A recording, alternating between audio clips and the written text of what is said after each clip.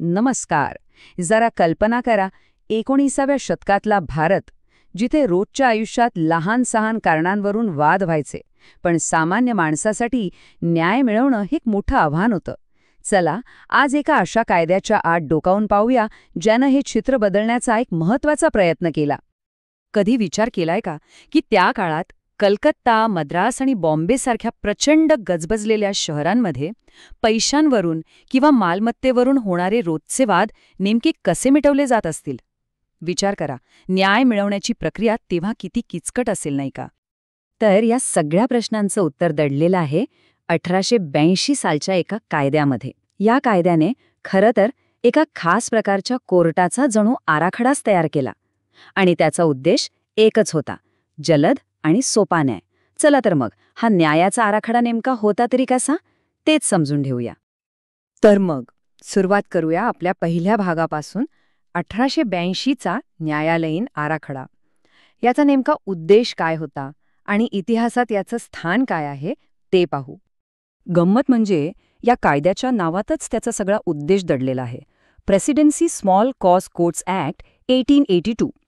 अगदी सोप्या भाषेत सांगायचं तर त्या काळात जे वेगवेगळे नियम होते त्या सगळ्यांना एकत्र आणून या खास न्यायालयांसाठी एकच सुटसुटीत नियमावली तयार करायची होती. म्हणजे सगळा गोंधळ टाळून कामात एक सुसूत्रता आणायची होती. तर ही गोष्ट आहे 1882 सालची.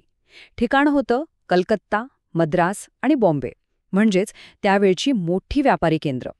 आणि या कायद्याचं ध्येय अगदी स्पष्ट होतं: लहान सहान दिवाणी वाद पटकन निकाली काढायचे, जेणेकरून मोठ्या न्यायालयांवरचा जो प्रचंड ताण आहे तो कमी होईल.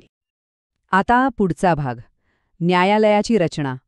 म्हणजे या कोर्टात कोण कोण होतं आणि त्यांची अधिकाररचना कशी होती ते बघूया. या न्यायालयाच्या टीममध्ये असं समजा की 4 मुख्य खेळाडू होते. सगळ्यात वर होते मुख्य न्यायाधीश, जे या कोर्टाचे कॅप्टन होते. त्यांच्या हाताखाली होते न्यायाधीश, जे खटले ऐकायचे. मग होते रजिस्ट्रार, जे सगळा प्रशासकीय कारभार सांभाळायचे. आणि शेवटी होते बेलीफ, जे कोर्टाचे आदेश प्रत्यक्षात अंमलात आणण्याचं काम करायचे. आणि इथे एक इंटरेस्टिंग गोष्ट आहे: रजिस्ट्रार, जो खरं तर एक प्रशासकीय अधिकारी होता, त्याला चक्क न्यायाधीशाचे अधिकार देण्यात आले होते. पण थांबा, फक्त अगदीच लहान खटल्यांसाठी, म्हणजे ज्यांची किंमत 20 रुपयांपेक्षा कमी असेल अशाच. या एका गोष्टीवरूनच कळतं की लहान वाद पटकन मिटवण्यावर किती जास्त भर होता. पुढचा भाग आहे अधिकार क्षेत्राचा. म्हणजे या न्यायालयाच्या मर्यादा काय होत्या, ते काय करू शकत होते आणि काय नाही हे पाहूया. तर या न्यायालयाची एक आर्थिक लक्ष्मण रेषा होती, आणि ती होती 2000 रुपये. याचा अर्थ असा की फक्त 2000 रुपयांपेक्षा कमी किमतीचे खटलेच इथे दाखल होऊ शकत होते. ही तुलना पाहिली की सगळं स्पष्ट होतं. एका बाजूला 2000 रुपयांपेक्षा कमी किमतीचे सर्वसामान्य दिवाणी खटले हे कोर्ट ऐकू शकत होतं, पण दुसऱ्या बाजूला बदनामी, घटस्फोट किंवा जमिनीच्या मालकी हक्कासारखे जे गुंतागुंतीचे आणि गंभीर खटले होते, ते मात्र या न्यायालयाच्या कक्षेबाहेर ठेवण्यात आले होते.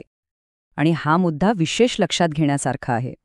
कलम 19D अगदी स्पष्टपणे सांगतं की स्थावर मालमत्ता, म्हणजे जमीन किंवा घर, परत मिळवण्याच्या खटल्यांमध्ये या कोर्टाला कोणताही अधिकार नाही. पण गंमत म्हणजे ह्याच मर्यादेमुळे या न्यायालयाच्या 2 विशेष अधिकारांचं महत्त्व खूप जास्त वाढतं. आणि तेच आपण या भागात पाहणार आहोत. 2 विशेष अधिकार. जरी जमिनीच्या मालकीचे खटले चालवता येत नसले, तरी या न्यायालयांना 2 अत्यंत महत्त्वाचे आणि व्यावहारिक अधिकार होते. एक म्हणजे मालमत्तेचा ताबा परत मिळवून देणे, आणि दुसरे म्हणजे भाडं वसूल करणे.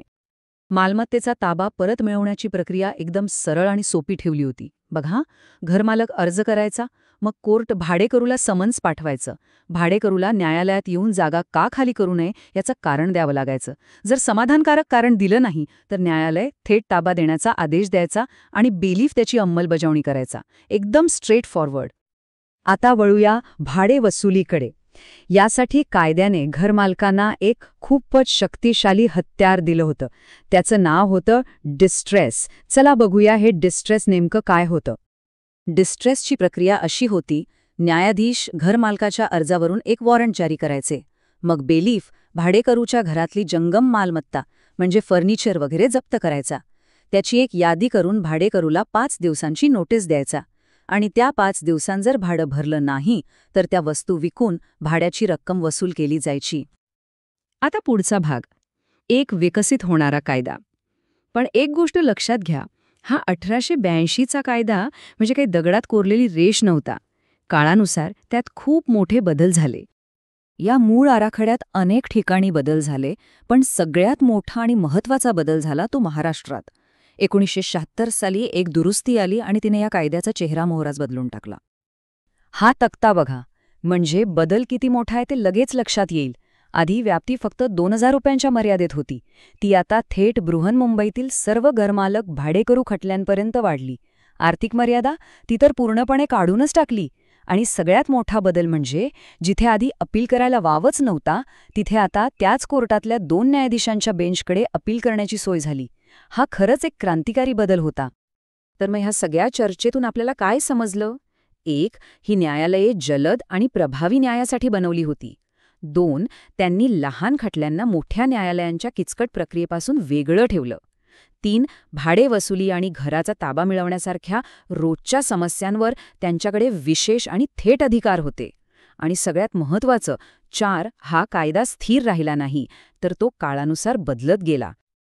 आणि जाता जाता एक विचार, आपल्या आजच्या न्यायव्यवस्थेतील असे कोणते भाग आहेत जे भविष्यातील कायदेशीर आराखडे ठरू शकतात, यावर नक्कीच विचार करायला हवा.